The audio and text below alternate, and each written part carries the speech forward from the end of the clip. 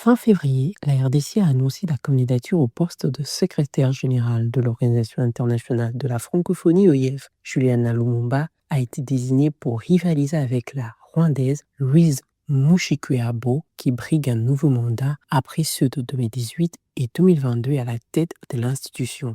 L'OIF est-elle devenue un nouveau champ de confrontation diplomatique entre Kinshasa et Kigali? Bonjour, je suis Ange Makadingoy, chercheuse à Ebouteli. Vous écoutez le 9e épisode de la saison 6 de Podapisso, capsule audio des bouteilliers du groupe d'études sur les Congo GEC qui analyse chaque semaine un sujet de l'actualité congolaise. Nous sommes le vendredi 6 mars 2026. C'est une nouvelle scène de rivalité entre Kinshasa et Kigali. Cette fois-ci, elle se joue au sommet de la francophonie. Kinshasa a finalement déposé une candidature au poste de secrétaire général de l'OIF, une organisation dont elle est membre depuis près de 50 ans. Et c'est la première fois que les pays briguent cette fonction.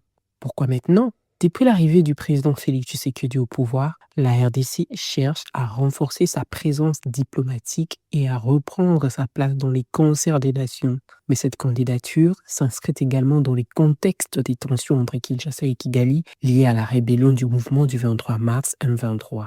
Depuis 2021, Kinshasa fait face à la résurgence du M23, un groupe armé soutenu par les Rwandais. Avec l'appui de l'armée rwandaise, le M23 a réussi à occuper deux grandes villes du pays, Goma et Bukavu. Dans ces contextes, l'OIF, dirigé par l'ancienne chef de la diplomatie rwandaise, est accusé par Kinshasa à tort ou à raison de défendre les intérêts rwandais en lieu et place de ceux des pays membres. En 2022, Jean-Michel Samaloukonde, alors Premier ministre, avait boycotté la photo des familles de l'OIF. En 2023, l'organisation avait renoncé à auditer les fichiers électoraux congolais, officiellement faute de temps, alors qu'une partie de l'opinion congolaise avait une méfiance à son égard. Lors du 9e jeu de la francophonie à Kinshasa, Louise Mushikiwabo n'avait pas été invitée par la RDC à l'ouverture de la cérémonie. Les autorités congolaises avaient soutenu à l'époque, en tant que co-organisatrice, la secrétaire générale de l'OIF n'avait pas besoin d'une invitation formelle. Pour rivaliser avec Mushikiwabo, aujourd'hui, Kinshasa décide de présenter Juliana Lumumba, ancienne ministre de la Culture en RDC. Elle est diplômée de l'école de hautes études en sciences sociales en France. Mais sa candidature repose aussi sur une dimension symbolique forte. Elle est la fille du premier ministre congolais Patrice Emery Lumumba. Kinshasa semble ainsi miser sur l'aura du nom de Lumumba, l'un des héros de l'indépendance du pays. Un nom qui parle à toute l'Afrique, a d'ailleurs affirmé Crispin Mbadou Fanzo, ministre délégué chargé de la francophonie sur Jeune Afrique. Le nom de Lumumba conserve une forte portée symbolique. Lumumba Vea, supporter congolais à Issoudi de Lumumba, l'a bien démontré lors de la récente Coupe d'Afrique des Nations, Cannes au Maroc. Quel rôle va jouer concrètement la France? En 2018 comme en 2014, les positionnements du premier bailleur de l'OIF avaient été déterminants. L'Élysée avait alors soutenu la candidature de Mushikiwabo face à la Canadienne sortante Michael Jean.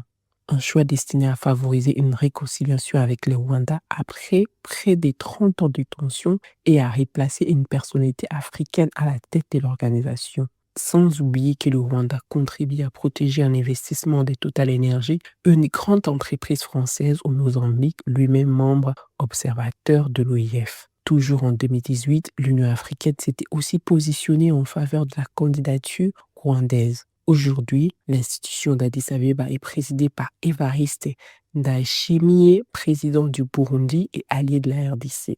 Bien que les élections soient prévues en novembre, les candidatures vont se clôturer fin mai. Une troisième candidature se prépare dans l'ombre, celle de la Mauritanie qui sera portée par Koubaba. Si elle se confirme, cette candidature pourrait offrir une alternative susceptible d'éviter une confrontation directe entre Kinshasa et Kigali au sein de l'organisation. Selon la procédure, les candidats seront invités à présenter leur vision stratégique de la francophonie dans le cadre d'une conférence ministérielle de la francophonie extraordinaire convoquée par la présidence de l'organisation et réservée aux seuls États et gouvernements membres des pleins droits ou plus tard 3 mois avant les sommets. L'élection se déroule ensuite à huis clos par consensus ou à défaut par voie de vote. La majorité simple des États présents et votants est requise.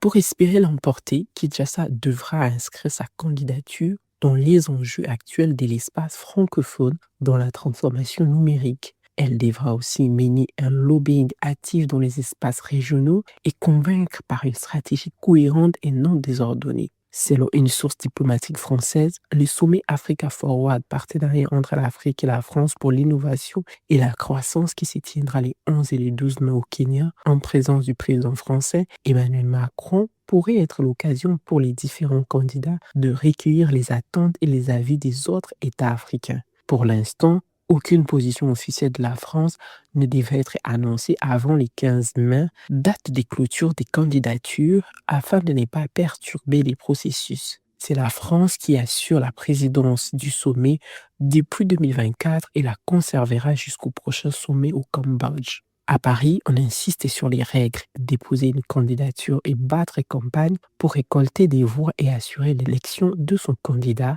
ou de sa candidate. Kinshasa est prévenue. En attendant les résultats, vous pouvez recevoir Ponabiso chaque vendredi sur votre téléphone. Rejoignez notre fil WhatsApp en envoyant Iboutili au plus 243 894 110 542. À bientôt.